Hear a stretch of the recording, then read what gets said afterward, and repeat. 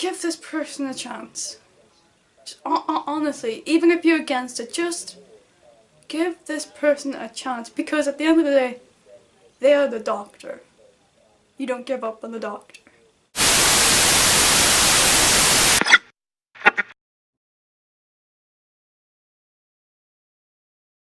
So, in the interest of full disclosure, I should start this by disclosing that I am a fully grown adult man and a lifelong fan of the children's TV show Doctor Who. As my doctor once observed a very long time ago, there's no point in being grown up if you can't be childish sometimes, which is why I've decided to take the time to do a couple of videos about the recent casting announcement for the 13th Doctor. Like a lot of fellow fans, I have to confess to having slightly mixed views on the matter. But ultimately, if I had to encapsulate the sum of all those feelings in one word, that word would have to be delighted. And if you stick around to the end of this video, I'll explain why. That being said, Doctor Who always has to be first and foremost a show for kids, so I don't think my personal opinion should really matter. So I mainly want to share 3 observations about the reaction to the casting of a first female Doctor, and most especially how those reactions have been documented in the press. The first observation I want to make is that the media narrative about middle-aged male outrage is largely and very predictably bogus. If you were on Twitter last Sunday, you probably would have had to spend quite a lot of time scrolling through a lot of tweets to find anything to be particularly offended by. And I'll include a link in the show notes to an analysis of Twitter traffic, which establishes that over 80% of responses were positive. Speaking as a fan of the show and knowing how passionate us nerds can get about the tiniest of plot points, I actually think that the general absence of anything but positivity about what is, after all, a seismic shift in the narrative of the show says something quite sad about how afraid people are these days, especially male people, of saying anything publicly that might be remotely perceived as sexist. Which is sad because, let's face it, as over the moon as some people will no doubt be about the news, there will also have been an awful lot of people who will have experienced an immediate involuntary optical reaction. Just by way of example, if you too consider yourself an actual fan of the actual show, I challenge you not to roll your eyes at any point during the clip I'm about to run of the perennial wind-up merchant that is comedian Kate Smurthwaite pretending to be a Doctor Who fan on Sky News this week. More on this now. I'm joined by Kate Smurthwaite, who's a feminist comedian. She's in our central London studios. Thanks so much for joining us this evening. How important is it that for the first time this role has gone to a woman? Well, it's brilliant, isn't it? It's absolutely kind of hilarious, actually. People going, well, of course, I can accept the fact that the Doctor travels through time in a TARDIS that's smaller outside than in and uses a sonic screwdriver to attack moving statues. But, oh my goodness, how could they possibly be played by a woman? Well, the simple answer is that it's always been in the script that when the Time Lord regenerates, changing gender has always been an option. There are other Time Lords in the series that have changed gender. It makes complete sense. And what's actually shocking is that it's been a guy for the last 12 iterations. The chances of that, you know, if you know how to toss a coin and count how it lands, are pretty low. So it's pretty exciting that we're finally there. It's kind of a relief. We're also looking at a character who fights injustice, you know, never puts their own needs first, always looks after others, only resorts to violence as a very last resort. It sounds like every feminist I know. I think it's about time that we had the Doctor played by exactly that. Which brings me to my second observation, which is that chancellors like Smurthwaite, who have rushed to identify 13 as the feminist Doctor and who can't wait to see her bossing around her assistants, are simply showing how ignorant they are about a show which many people consider to be a national treasure. It's pointless getting into semantics with these people, but if the concept of feminism is, as it should be, interchangeable with the concept of egalitarianism, then Jodie Whittaker is simply the latest in a very long line of feminist doctors. And if it isn't, then male and female fans alike could be in for a nervous few months, waiting to discover exactly what type of feminist doctor is going to be unveiled. In the only statement that Jodie Whittaker has given to date, she may have given us something of a clue, and I'm going to run a clip from an excellent podcast called The Thinkery, who attempted to unpick what it was she might be saying about the direction the show is taking. Okay, I don't watch Doctor Who. I've seen clips when my wife likes it, she watches it, I don't watch it, so I don't stay in the room when she's watching it, I go off and do something else. So I have no fucking idea, but she's really, really, really pissed off that it's a female Doctor. Is she? Yes, she really is. She's really not happy with it. Just because she likes Doctor Who as being a man, I guess. I don't know why. Maybe she's got internalized misogyny. But it's actually she actually sent me this thing that you guys should be able to see on the screen share. Yep. Yeah. She actually sent me this, right? And she was like, look at the way she's like giving the interview. She's not pleased to be the Doctor, which is apparently what the previous like 3 people, when they'd done a similar interview, they were like, oh yeah, I'm such a big fan, I'm so pleased to be the Doctor. But that's not the impression she got from her, and I haven't actually read through this yet, so she's entitled to be the Doctor. Well, I don't know. She's using being a Doctor to promote something else. Yeah, for some different reason. Like it doesn't take long for them to get to the first woman Doctor bit. What does it feel like to be the first woman Doctor? Question 6. It feels completely overwhelming. As a feminist, as a woman, as an actor, and as a human, as someone who wants to continually push themselves and challenge themselves, and not be boxed in by what you're told and what you can and can't be, it feels incredible. And it's like, that's not speaking to the part of the Doctor for her. She was, apparently the other guys have been like, yeah, well, I'm such a huge fan, it's such a privilege and an honour to play the Doctor. And this woman seems to just be talking about herself and feminism, which, I mean, literally, it feels completely overwhelming. She's talking about herself. And the second thing, as a feminist, and then as a woman. So as an ideologue, yeah. Yeah, but that's the point. She's got 2 other points before she gets to the question, which is, what does it feel like to be the first woman Doctor? All right, well, okay, but I'm me, a feminist. Oh, yeah, I am a woman as well. Yeah, okay, yeah.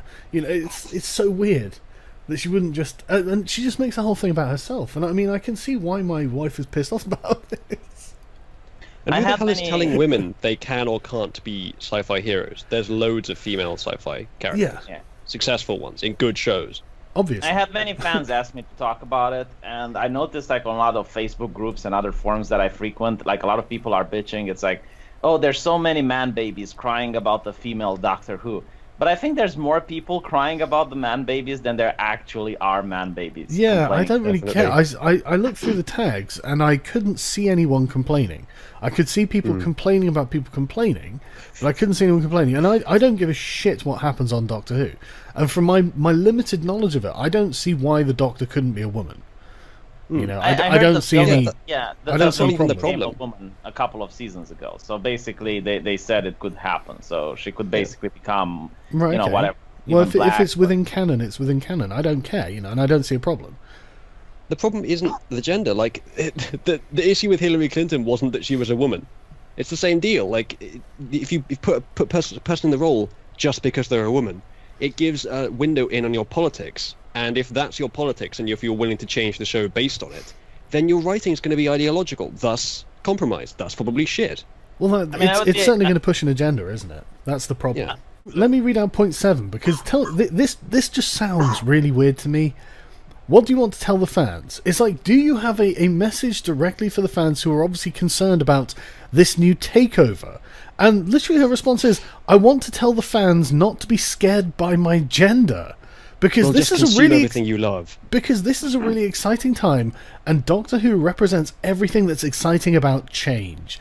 The fans have lived through so many changes, and this is only a new, different one, not a fearful one. Doesn't that sound like the speech of an incoming regime? Yeah. Don't be afraid of it. How the fuck can you be afraid of an entertainment thing? It's like if fans don't like it, they don't watch it. They're not scared. Yeah, but seriously, it's so weird.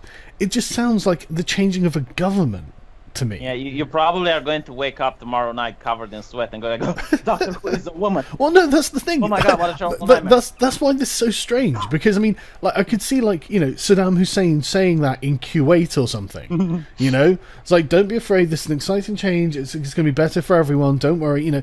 To mollify the population and stop them from panicking. And it's so strange that the new Doctor Who would be making that speech. Why? And if it wasn't an ideological conquest, why did you name yourself as a feminist first? Yeah. You know, Yeah, and that's people how I want- think she is seeing this. And that's it's not how, I mean, I didn't see it this way, but that seems to be her impression of what's happened here. I can I'll see why wager very people are few complaining. serious Like, commentators are scared of the gender. I would suspect that they're scared of the advocacy group ostensibly for that gender, Yes. which is currently consuming everything in media and is giving, as you said, that- a conquering that speech basically- as a dictatorship might over this thing it's now begun to ossify. yeah. Oh, you learned a new word. Yeah, no, Yeah, it's, as it's, if you don't do that. I think they're afraid that the gender ideology might take away from the actual story. well, And you're going I to see, like- think they are as well, and I think they should be, because I think it probably will, but that's not my problem, so I don't care. So if it, I mean, it really does look like an ideological takeover of the franchise, but that's fine. I mean, let them do it. It'll just end up killing it even quicker. And I think that essentially sums up why the fans have reason to be nervous that the showrunner may mess about with the very well-established core values of a much-loved family show. Because ironically, the show is, and always has been, an incredibly progressive and inclusive programme. And frankly, some of the cultural scolds who've been insisting that you need to be female to serve as a role model for little girls just end up sounding a tad sexist themselves. The story of a female doctor was inevitable at some point, not least because it is entirely in keeping with the values and imagination of the show. And personally, I think Stephen Moffat missed a bit of a trick at the time of the 50th anniversary when he brilliantly pulled the character of the War Doctor out of his magical dressing up story box.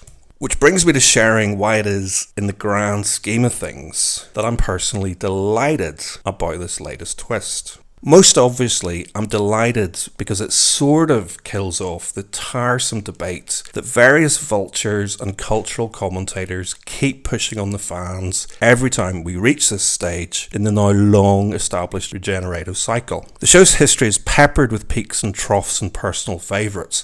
And as a side note, can I just mention that someone somewhere is seriously prepared to pay serious money to play dress up as the 6th Doctor? Extremely controversial as it is, casting a woman as the Doctor won't kill the show, and it may very well be remembered as part of a process that keeps the show alive in some shape or form for another 50 years. So I'm delighted about the news because the writers are seriously going to have to raise their game this year and bring us the mother of all seasons to carry the audience they have been entrusted along with them and convince us that this wasn't just an incredibly insensitive exercise in virtue signalling that coincidentally was announced just 2 days before the BBC had to defend itself from tiresome apples and pears arguments about a gender pay gap amongst their most rich and famous. I'm certainly nervous because someone like the much mooted Phoebe Waller-Bridge did seem like a more natural fit, and I'm personally more than a little underwhelmed by Chris Chibnall's contributions to the Who universe to date. But when all is said and done, you have to have faith in the people behind a storytelling vessel that has kept us fairly captivated for over a decade. Jodie Whittaker has some serious acting chops, apparently, and even if she doesn't feel, and I emphasise the word feel, like a natural fit, maybe she'll bring back some of the grit that worked so well during Christopher Eccleston's brief tenure. Like a lot of people, my immediate natural instinct was to roll my eyes. But specifically because the Doctor was a key figure in instilling passionate egalitarian values in me from a very, very young age. So ultimately, I have to say I'm also delighted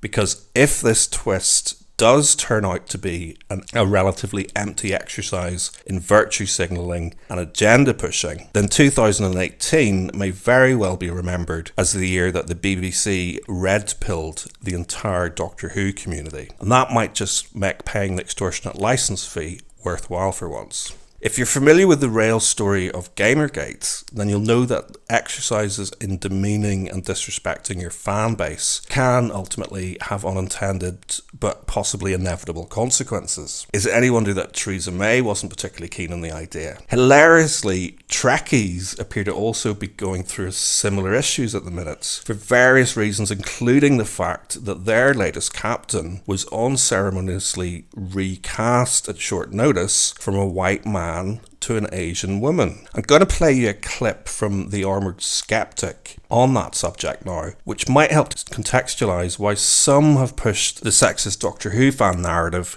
from the get-go.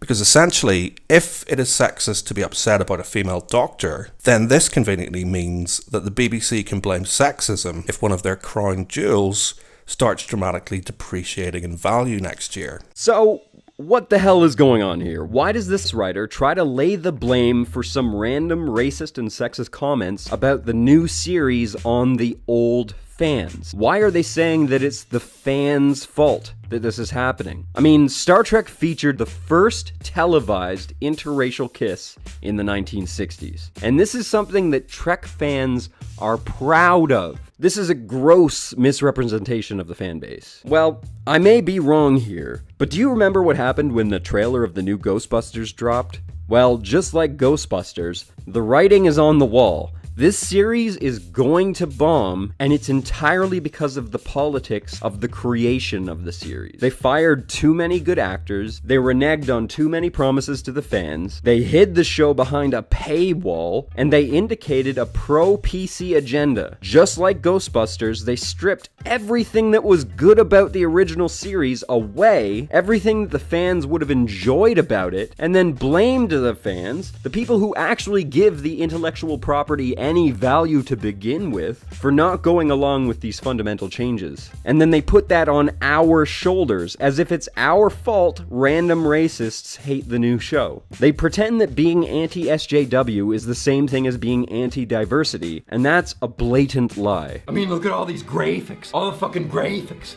Look, you see the fucking ghosts? Yeah, they look like they came from a really shitty, like, GameCube video game. But no, that's fine. What's really the problem with the fucking ghosts is that they're getting busted by chicks. Shuanhead and I reviewed the new Ghostbusters movie on my Night at the Movies show, and we originally dismissed the accusations that the villain represented old fans. We thought it was just a writing choice to make the villain an obsessed fan. But then later on, Logan came out, and the main villain of Logan literally says that he's a fan of the old X-Men. Why are old fans becoming more and more common as targets and becoming alienated? From what I can tell so far, I like the main character. She seems interesting, she's played by a great actress. I'm only worried about how they've changed her in the rewrites. If they ruined this series like Marvel ruined their comic universe, then we're in for a bad ride, because PC writers don't usually like to write interesting female characters. It's almost as if they're too afraid to write them with any amount of depth or character, or show them overcoming any kind of adversity, because they're afraid that their PC characters might appear flawed. But the thing is, we're all flawed. Character flaws are not only what make them interesting to watch, but it makes them more relatable. Plus, you literally can't have a character arc if the character doesn't have anything wrong with them to begin with. Anyways, we can't know for sure how this series is going to turn out. Obviously, I'm speaking from a position of paranoia. All these rewrites could be fine, and the actors and crew who have been complaining and trying to abandon their contracts, claiming the show is unfilmable, they might just be blowing this all out of proportion.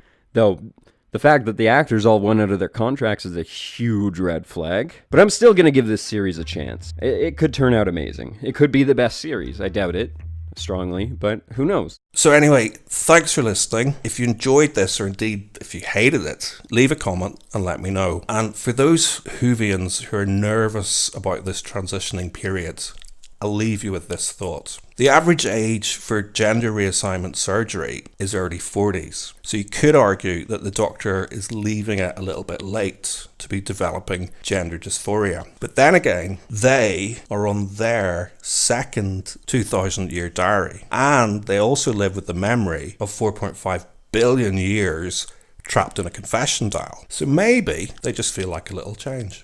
Their former and current wives may have mixed and confusing feelings next time they bump into them, as indeed may their daughter and granddaughter. And whatever happens, 2018 is going to be fun, because as the wise beyond her years Lauren observed at the start of this video, Whovians don't give up on the Doctor.